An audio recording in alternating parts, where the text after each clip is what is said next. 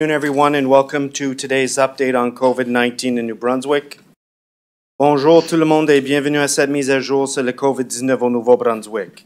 Les porte-paroles aujourd'hui sont le médecin hygiéniste en chef, le Dr. Jennifer Russell, et le Premier ministre, l'Honorable Blaine Higgs. Speaking on behalf of the province this afternoon are Dr. Jennifer Russell, the province's Chief Medical Officer of Health, and the Honorable Blaine Higgs, Premier of New Brunswick. Dr. Russell.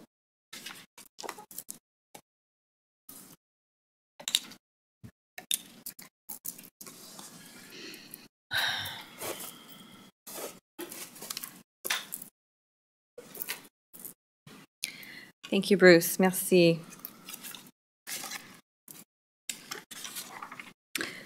Bon après-midi à toutes et à tous. Good afternoon, everyone. La seule constante de la The only constant in the pandemic is change. The virus continues to change, mutating into new and more contagious forms. At each turn, we have not hesitated to change with it. We have acted based on science and expert analysis to slow the spread of the virus and limit its impact on New Brunswickers.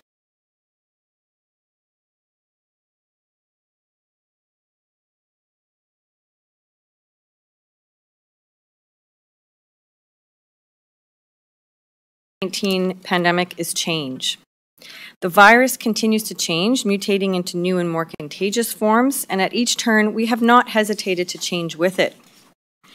We have acted based on science and expert analysis to slow the spread of the virus and limit its impact on New Brunswickers. Now we are changing our approach again to keep our people healthy and to protect our healthcare system, and by healthcare system, I mean to make sure that everybody who needs access to urgent, acute care will have access to acute care and ICU beds and hospital beds. Public health has always recommended that everyone wear a mask in indoor public spaces to protect themselves, their families, and communities. This has been an individual choice recently, but however, public health is now recommending that mask wearing be made mandatory across the province. Le Nouveau-Brunswick a établi un autre. New Brunswick set another record with 75 new cases that were set on Saturday. This was the highest number since the beginning of the pandemic 18 months ago. With 199 new cases added over the weekend, there are now 480 active cases of COVID-19 in New Brunswick.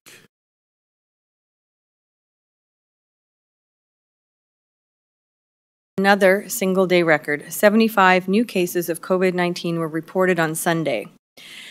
This is the most we have reported since the pandemic began 18 months ago.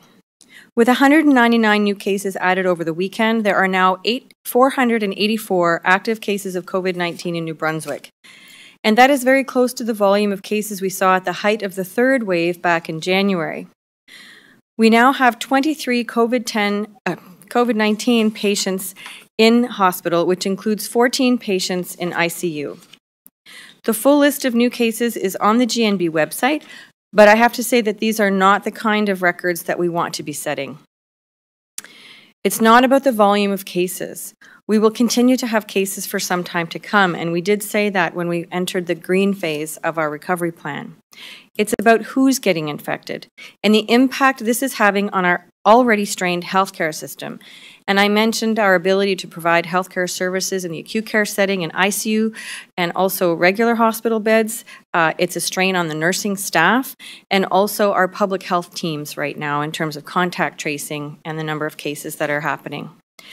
The great majority of new cases of COVID-19 are occurring among those New Brunswickers who are not fully vaccinated.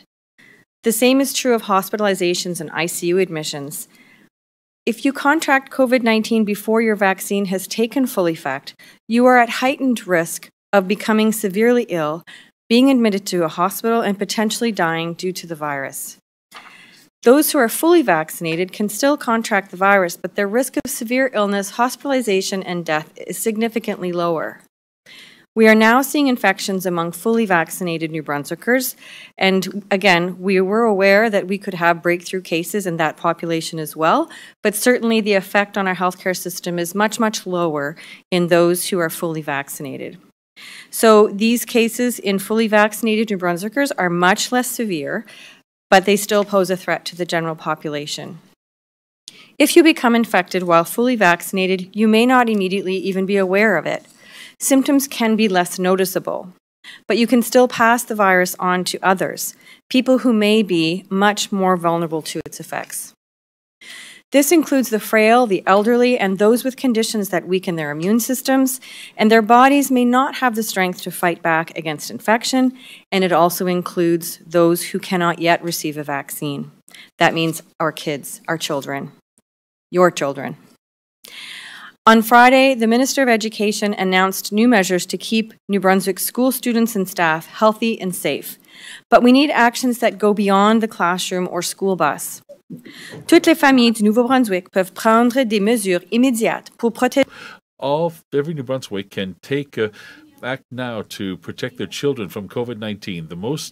The first and most important action is to get fully vaccinated.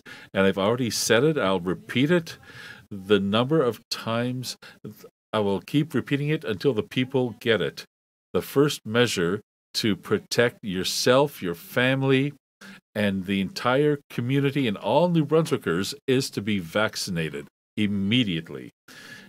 If you are hesitating for doing it for yourself, then do it for your children and for the people who can't be vaccinated and those that are vulnerable due to their immunity system. I am encouraged that more and more people are asking for the vaccine and have been doing so for the past few days. I hope that this trend will keep up.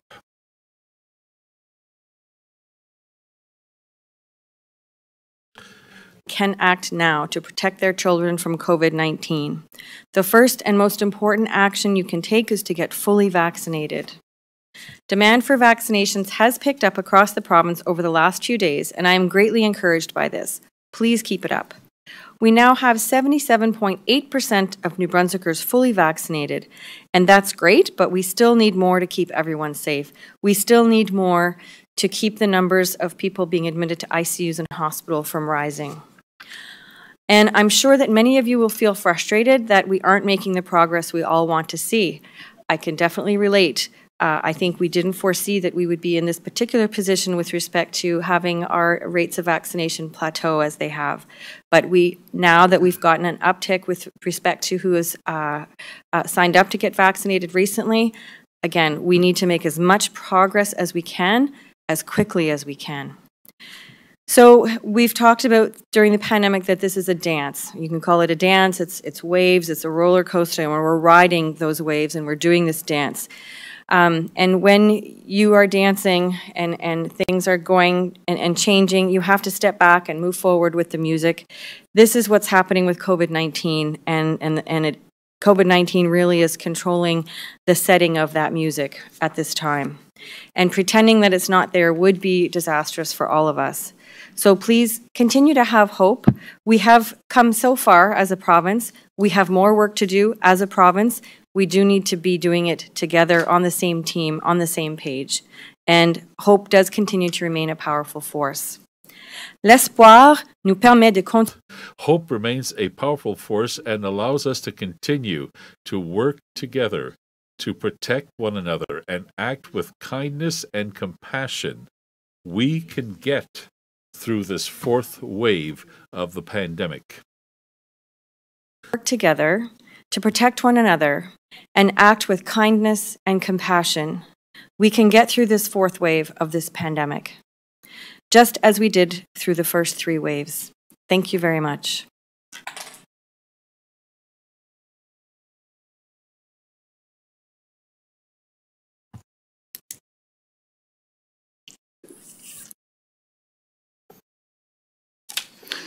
Good afternoon. Bonjour.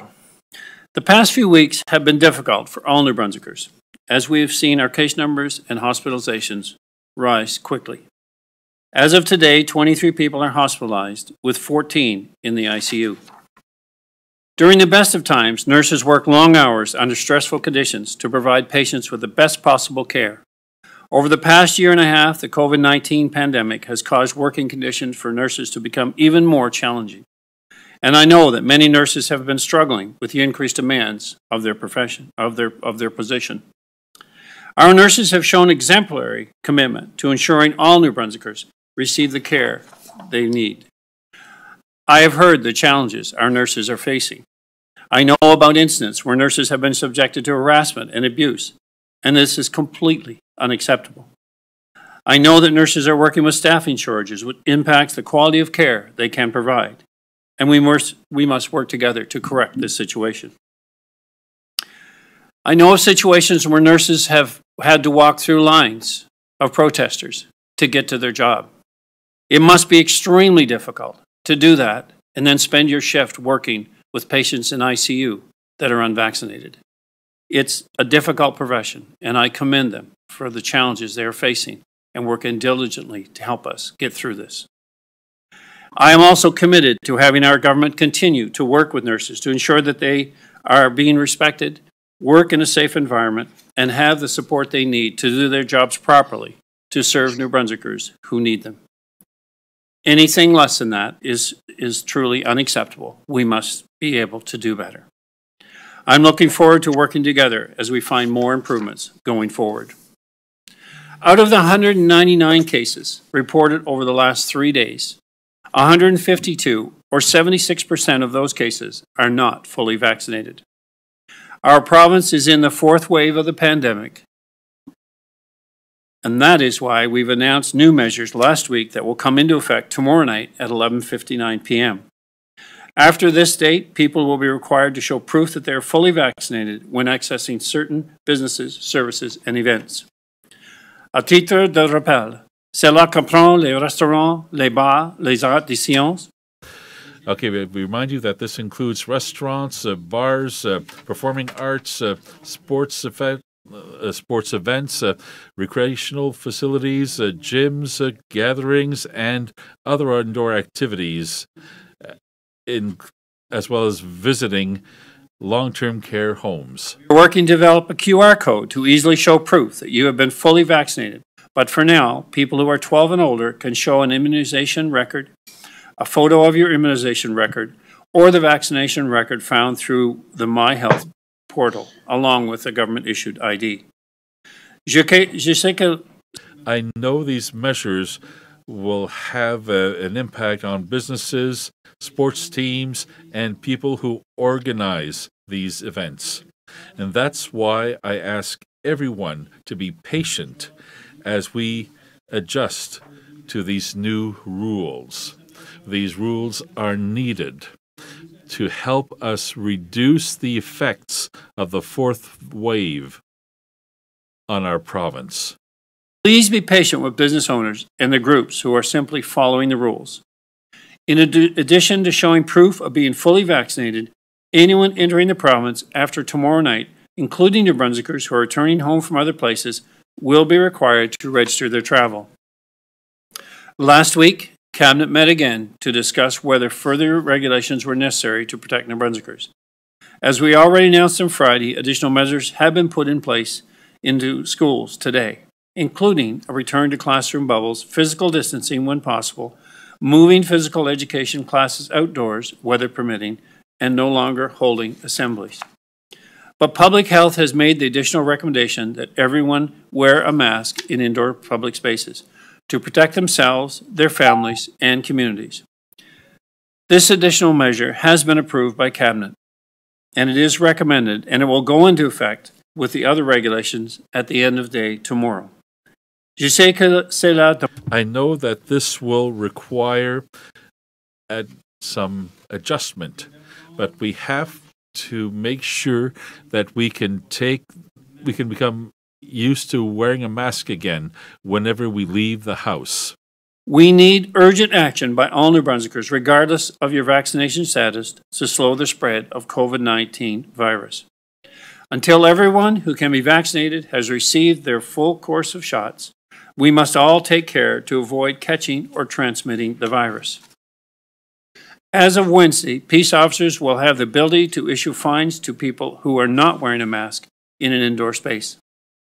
The return of the health and safety measures may feel like we are taking a step backward, but we must look at our current situation and consider what will happen if we do nothing. All of these measures combined will play an important role in slowing the spread of COVID-19 and protecting our healthcare system. So it is there to address all of our health needs, not just COVID-19. I appreciate that so many New Brunswickers have taken steps to protect themselves and the people around them by choosing to be vaccinated. As of today, 77.8% of eligible New Brunswickers have been fully vaccinated, and 86.5% have received their first dose. Nous allons lentement. We are going slowly into the right direction, but all the people of New Brunswick who are eligible should be vaccinated as quickly as possible in order to get through this fourth wave and to ultimately get out of this pandemic. Healthcare professionals have worked tirelessly to address the needs of the pandemic while also maintaining other essential care needs. Now they need our help to reduce the impact of COVID-19. We know that vaccination helps prevent serious illness. In the past month, 32 people have been hospitalized in New Brunswick. 3 of them were fully vaccinated and 2 were partially vaccinated.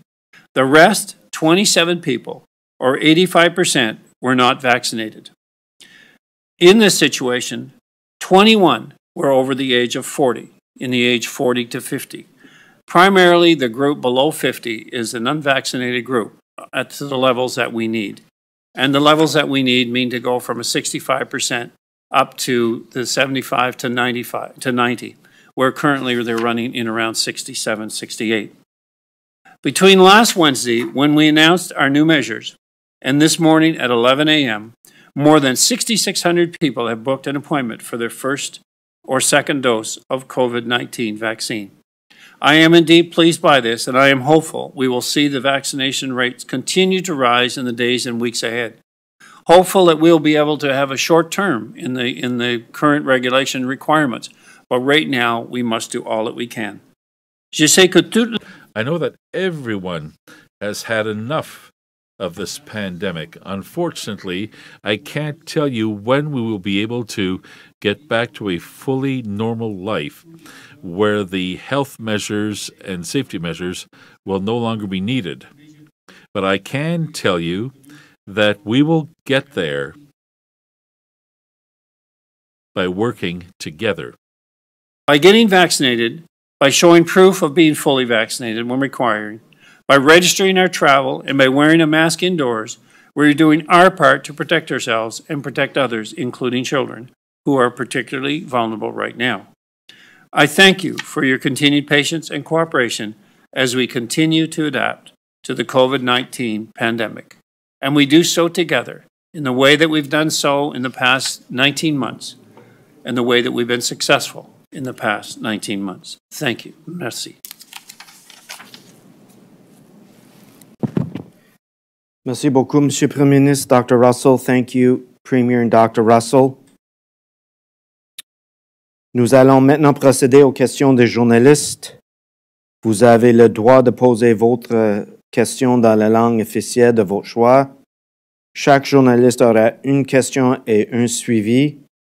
Voulez-vous assurer de désactiver le son de vos micros, s'il vous plaît? We'll now proceed with questions from members of the media. Each reporter will have one question and a quick follow-up. You have the right to pose your question in the official language of your choice. And please ensure your microphones are placed on mute. We will start with Allison Sampson of CTV. This question is from Russell. How many of the current cases announced over the weekend have you identified were in schools or are in full of school age? Oh, breakdown of ages of the cases.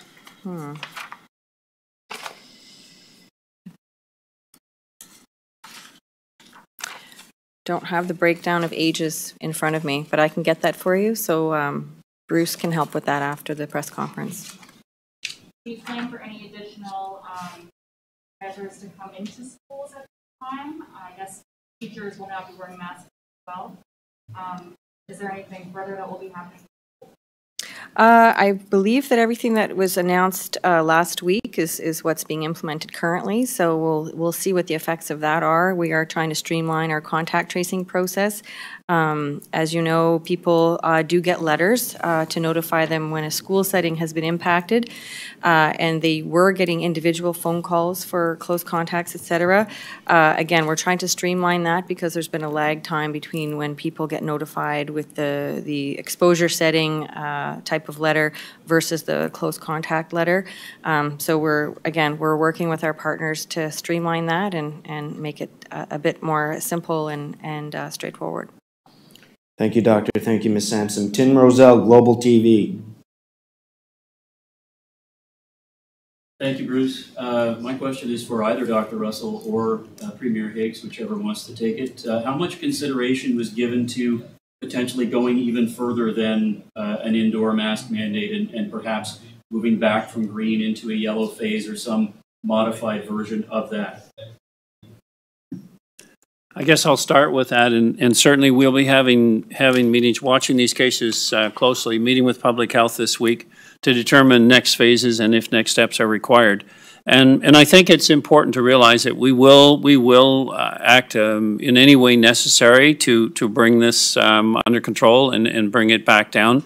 So we're anxious to work through the numbers and decide what next steps are required, but that could include any of the restrictions that we had in the past, as we might move back there to ensure that we get under control. And I'll just add that, again, we started those discussions last week with respect to the initial conversations and presenting the information and the data that we had last week. And moving forward, again, all the evidence-based recommendations that have been put forward in the past, everyone is open to receiving that information again and walking through what steps need to be taken at this time to mitigate what's happening. I do have a follow-up, Bruce, if that's okay. It's okay. This one's for Dr. Russell. Dr. Russell, I believe it was in an update last week where you had mentioned that we were pacing toward 100 new cases per day. Are we still on that pace? How close are we to it? And are we even beyond that now where it's going to be 125 or something like that? Do you have any idea? I think we're on a steady incline towards that. So I don't think there's any change from that projection or that trajectory at this point. Thank you.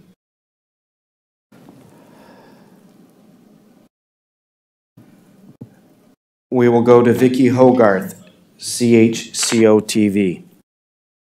Thank you, Bruce. Premier Higgs, how should a business deal with a patron who refuses to show proof of vaccination and refuses to leave the premises? Should they call the police? What steps should be taken? Yes, that would be their next step. We will have clear instructions and we do have now for them to be available to post on their job site or on their facility, whether it be a restaurant or what have you, and then they can point to that as requirements by law. And if customers or people do not adhere to that, then they should indeed call for assistance. Ms. Hogarth, do you have a follow-up? Yes, it's probably for Dr. Russell. Can you elaborate on what our testing strategy currently is? How many tests are we doing approximately a day? And do you feel we should potentially be doing more just given the current case count? Well, we've certainly seen an increase in testing in the last few weeks. And in terms of the approach, our main focus is still PCR testing. And but we do have, again, collaborated with all of the Chamber of Commerce organizations in the province with respect to point-of-care testing and how to use them, and we've distributed them throughout the province. So as of right now, again, we've ramped up our needs right now in terms of being able to address the demand, and we'll continue down that path. Thank you. Erica Butler, CHMA. Thank you. So I've heard from some concerned employees at the Drew Nursing Home in Sackville, especially regarding a delay in getting all employees tested on site. And I know previously Public Health has declared outbreaks at nursing homes and sort of updated the statistics particular to individual outbreaks. I'm wondering if you're planning to declare an outbreak at the Drew Nursing Home, and also have all the tests from this past weekend been processed for that home? My situational awareness around that particular facility is such that, again, we know that there are some places that have declared outbreaks and some haven't. That particular location has not been declared an outbreak, so we're going to continue with the testing plan as it is and get people. We do the serial testing every so many days. And just to come back from a question that somebody else asked around ages of cases, 57 of the cases reported today are under the age, people under the age of 19. Ms. Butler, do you have a follow-up? Yeah, I've also heard from some residents in Sackville. One of them told me today it took a week to get a test booked and results back for their kids. I'm wondering if staffing levels at assessment centers have gone down after the third wave, and is there an effort to get them back up? Well, we work very closely with our regional health authority partners in terms of making sure that the demands are met. And certainly if there's a lull and there's a decrease in demand, they do reassign resources as needed. So it does take, there's a little bit of a lag sometimes when there is an uptick in a surge in demand. So we're catching up now. Thank you. Ailish Bonning, CTV. Hi there.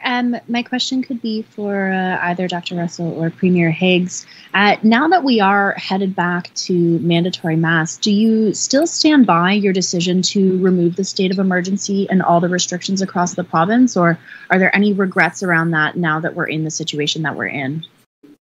Well, I can start with that, and then Dr. Russell may want to add as well. I think that, you know, with making a decision back in August 1st to go green was one based on science and availability of information and where we were trending, and balancing the view of the public having a chance to experience New Brunswick again in a way that to see their families and the mental health issues that were kind of surfacing as a result of changes and exposures that they weren't having with family, friends, and neighbors.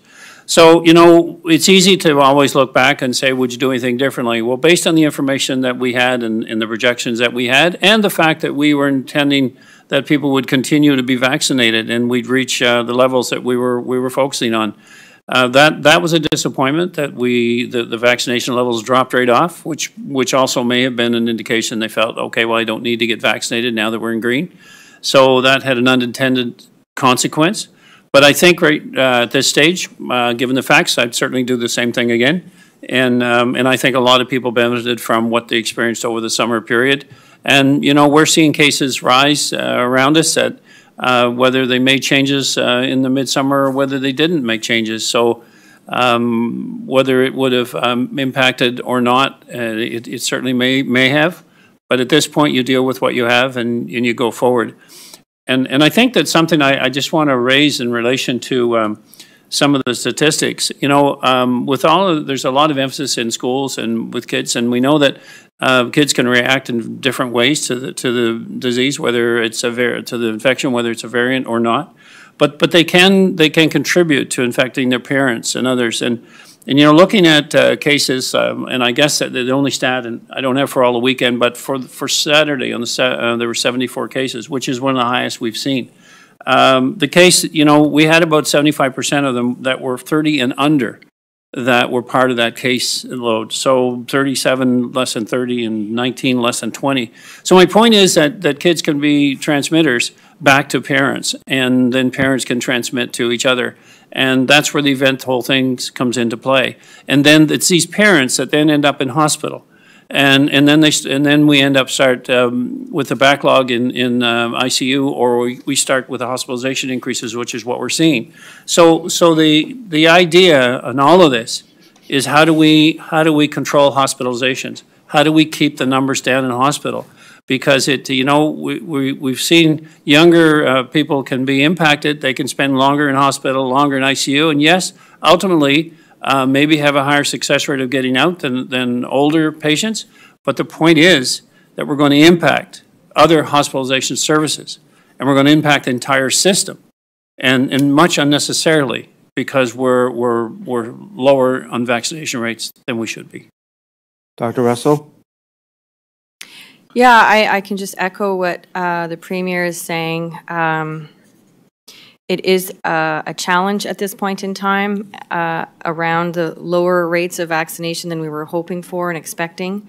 And this is the challenge that we're faced with right now that is impacting our healthcare system today. And the risk for every New Brunswicker right now to be able to continue to access acute care is really our critical priority at this point in time. And again, the best way to address that is with vaccination. And yeah, that's really where we're at. Ms. Bunning, do you have a quick follow-up? Depends on the answer, I suppose. I'm hearing from businesses that fall under the mandatory proof of vaccination that goes into effect tomorrow night at midnight, that they're having concerns around obviously having to staff and ask for the proof of vaccination, but also wondering if that proof of vaccination is at some point going to be required from their employees as well as people visiting the establishments. Is there any sort of guidance that you have for them regarding that side of things? Okay. With respect to it being mandated, that I can't answer, but I do know that, as business owners, their ability to protect their business in terms of being able to operate is something that obviously is boosted by having all of their staff vaccinated. So it's obviously in their best interest to protect their staff to be able to continue to operate at this time. And if I was to add to that, I think what I would say is that as part of a transition to new rules and giving notice and then having some ability to work through that notice period, in addition to ongoing, we know how difficult it has been for many businesses that will be impacted by these changes to get people. We know that we've seen many people that are struggling with their business because they cannot get people to come to work. And there's various reasons for that, but of course we could get into that, but in relation to why people are coming to work and what options they have. So if you look at the actual situation at a business, then they have an option. If they cannot show proof of vaccines, then they wear a mask and they're tested regularly. And that is the option in order to, again, in our philosophy from the very beginning, to keep businesses operating, to keep them functioning. And then work on those that aren't vaccinated to get them vaccinated. So it's been a transition through all of this, and we try to put the rules in place to allow people to continue as much as possible with maintaining their business or maintaining some sort of daily routine. Thank you. Sophie Desautels, Radio-Canada. Sophie Desautels, Radio-Canada. Yes, hello. My question is for Dr. Russell. I'd like to know, where are the intensive care cases and where these people are hospitalized? Do you have that information from the hospitals? I know there are patients that are hospitalized throughout the province. It's not just one zone that is affected at this time. I don't know if I can give you the exact numbers. I don't have them in front of me, but we can try to come back to this after the press conference. Do you have a follow-up question, Sophie?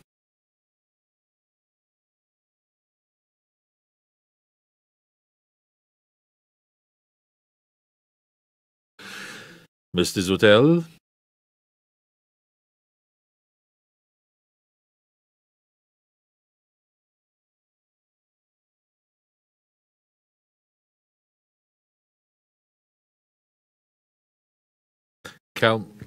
Callum Smith.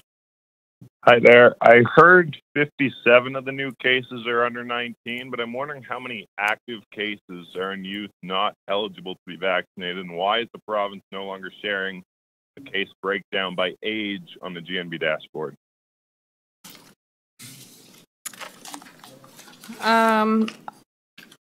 I wasn't aware that the ages weren't being displayed on the dashboard. I didn't know there was a change to that. I assume that they are still available somewhere publicly, because we do have to report up nationally with those numbers.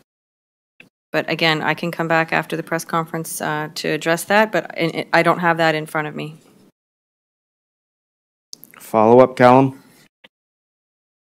Yeah, I guess, Premier, can you confirm if this mask mandate applies to all school-aged children, and do you see the broad mask mandate staying in place until children can be vaccinated?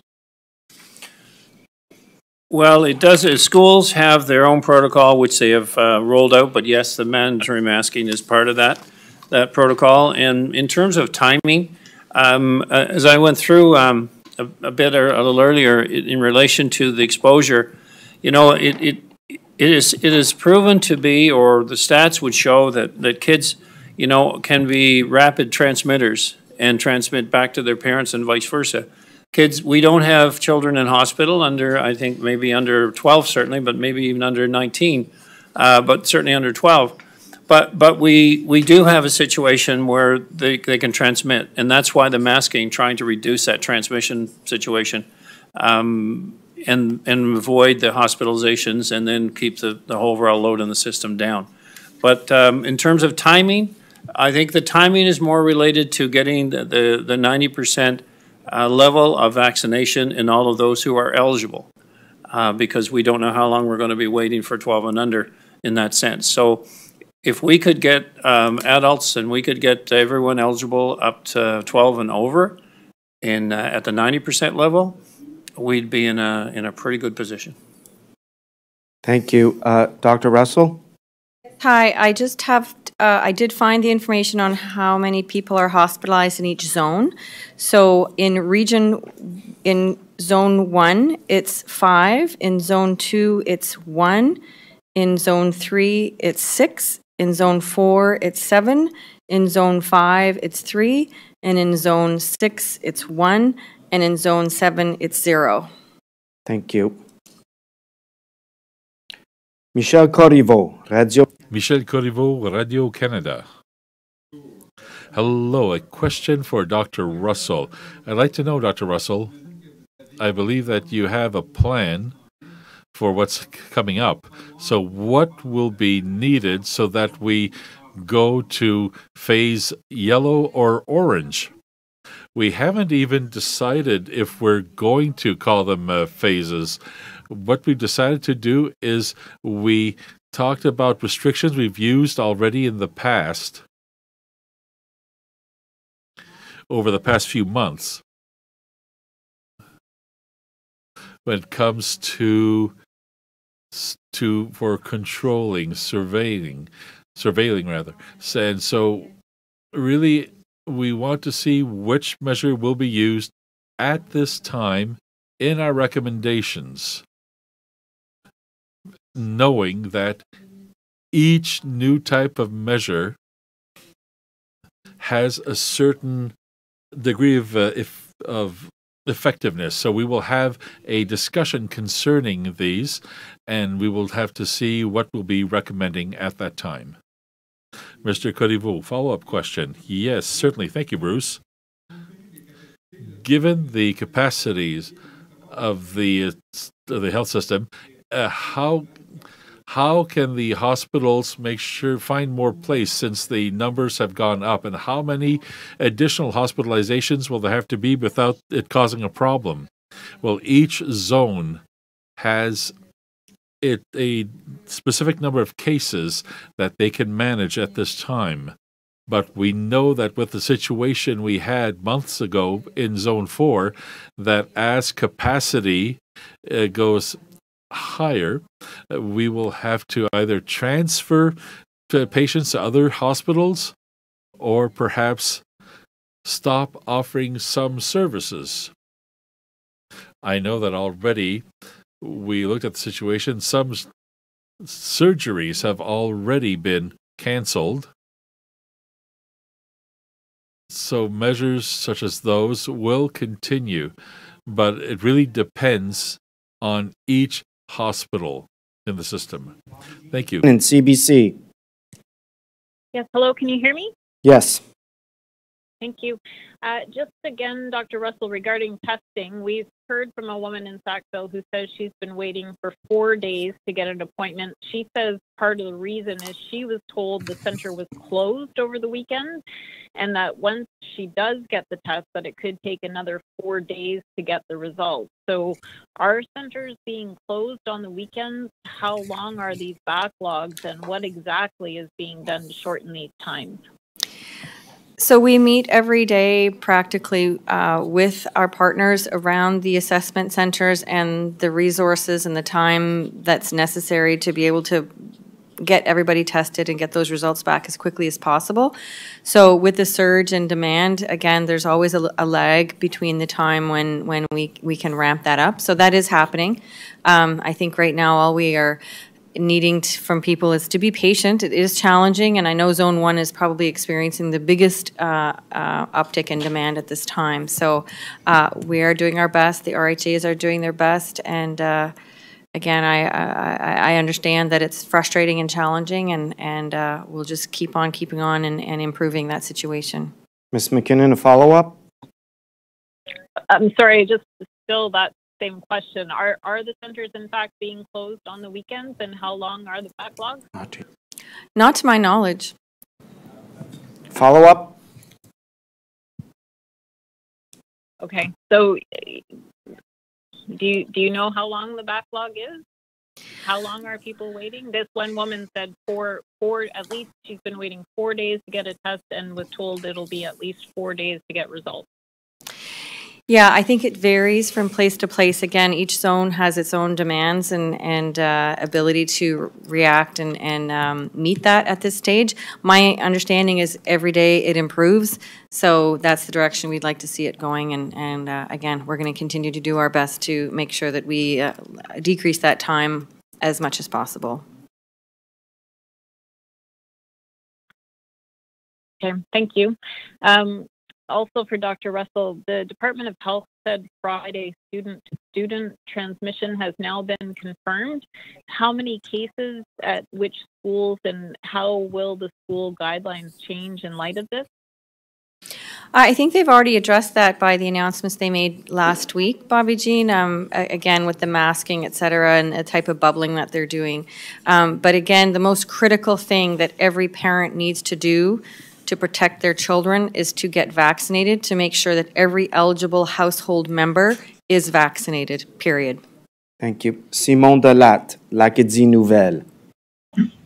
Simon Delatte, l'Acadie Nouvelle. Yes, a question which could be for either person. Are you worried about the extent of the information on the social media concerning vaccinations? What would you like to tell people who are protesting in front of hospitals and who are opposed to vaccination and to the public health measures? What would you have to say to them? Start with you, Mr. Well, I would echo what we've heard from other individuals and certainly other people in the same position that I am.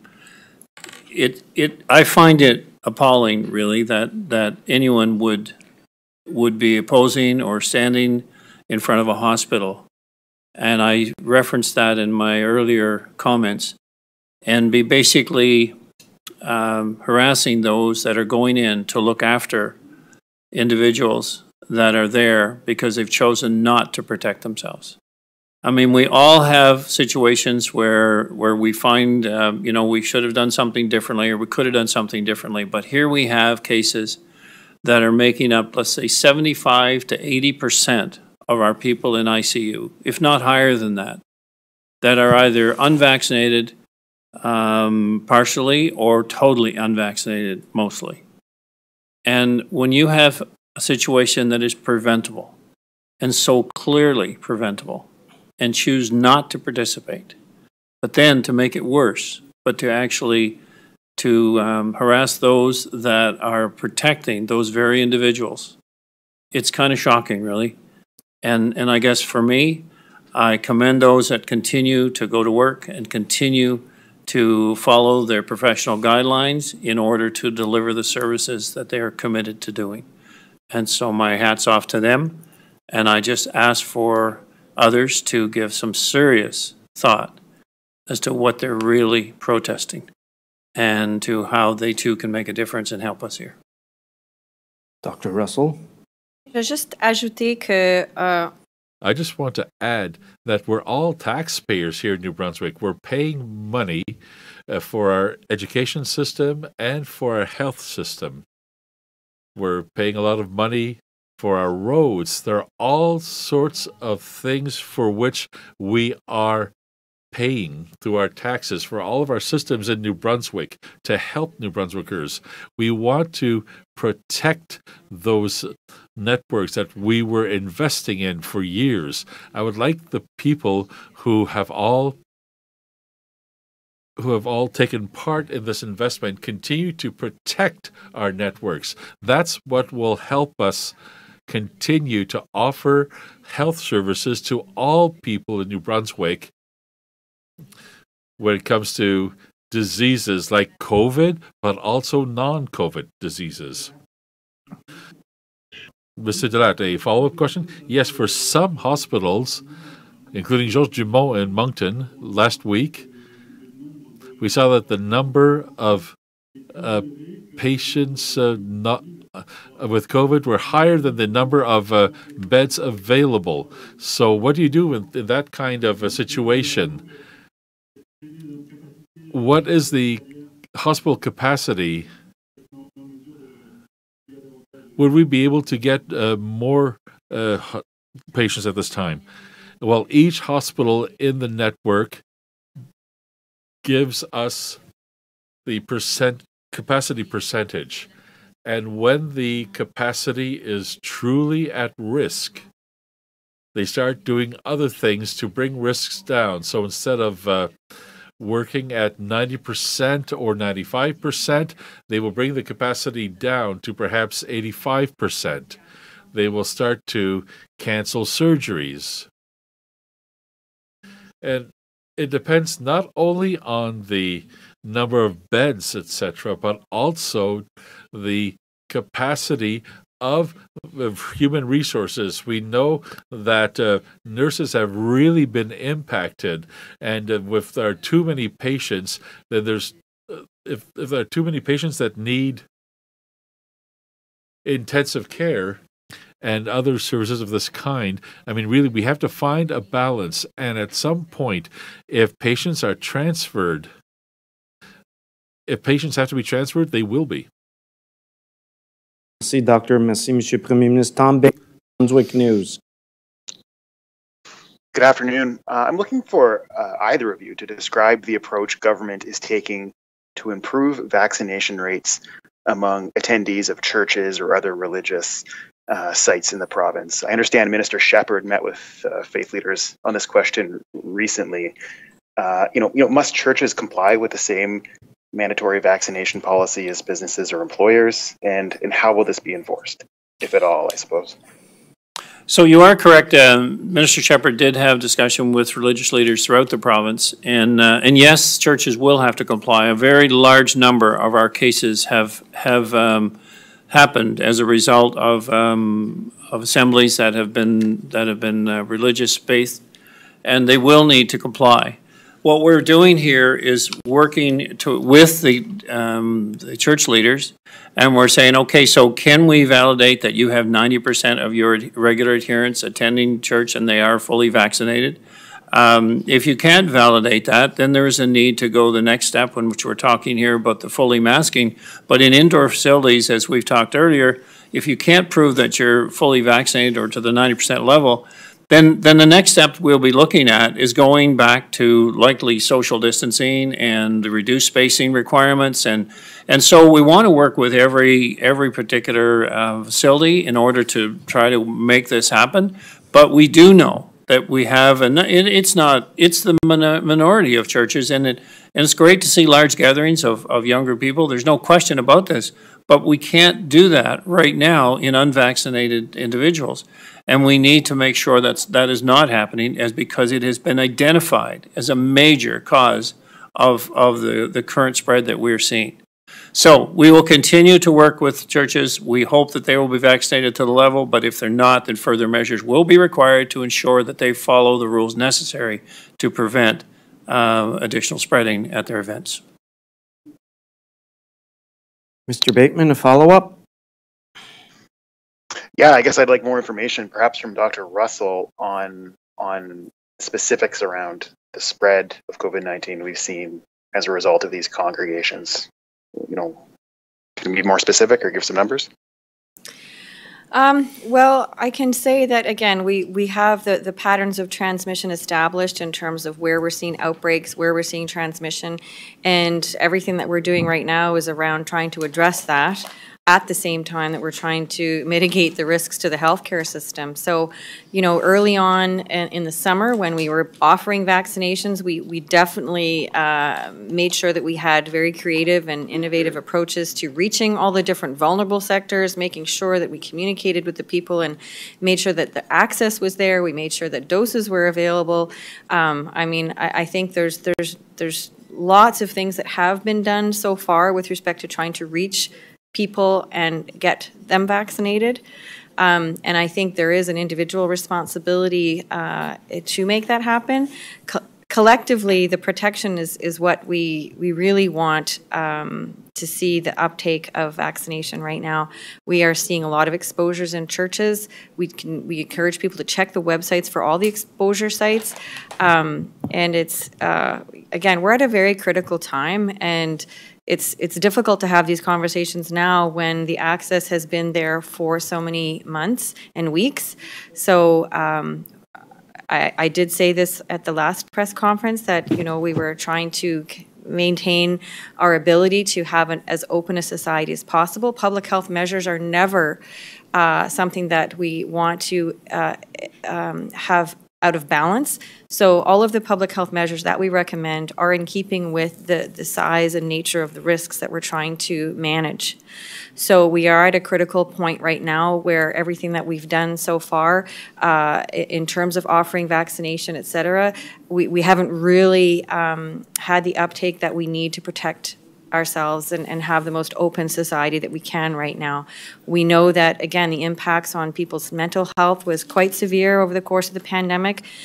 We do know that, again, you know, social networks were impacted, businesses, economy, people's livelihood was impacted. These are all unintended consequences when public health measures are necessary, but we do make those decisions in terms of the recommendations as needed.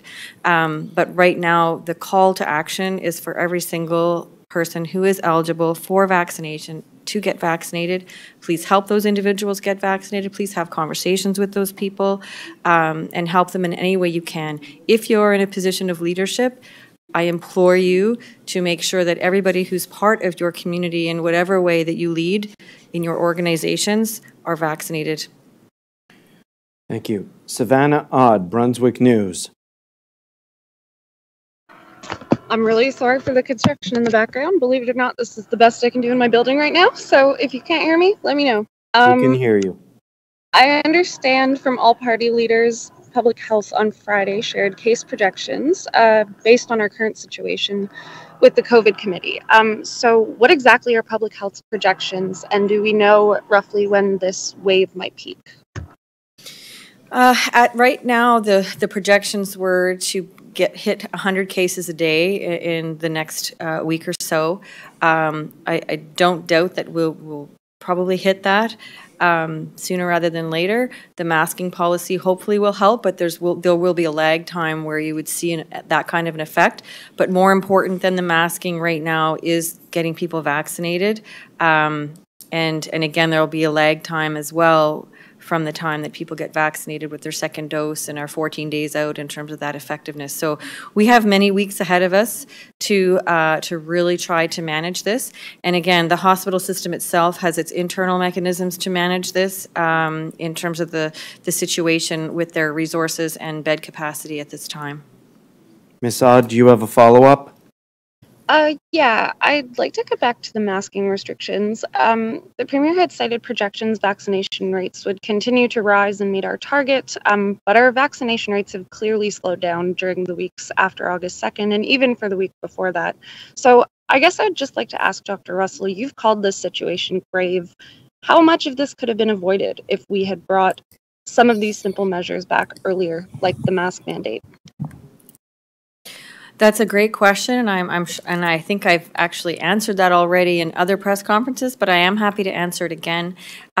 We can't really know for sure, other than what we knew at the time going into the green phase, knowing what public health measures have effect they have, not only in a positive way against COVID, but also in a negative way in terms of unintended consequences on people and society and the economy. So balancing all of those things at the time that we went to the green phase was really first and foremost in our mind in terms of mitigating risks. Now we're in a different situation. Now we're dealing with the reality of not having enough people vaccinated, and again, we continue to push that message, and we continue to really require that for the most protective way in terms of ensuring health care services are being able to be provided to all of our citizens. I think every New Brunswicker is at risk right now of not being able to access healthcare services once that capacity is exceeded. And I think that's the part that everybody who hasn't been vaccinated up until now, and friends and family of people who haven't been vaccinated up until now, need to understand and need to communicate. All New Brunswickers are at risk when we exceed the capacity of the healthcare system. Thank you. Thank you, Ms. Odd. Mesdames et messieurs, ladies and gentlemen, that concludes today's update. Voilà la fin de notre mise à jour. Merci beaucoup.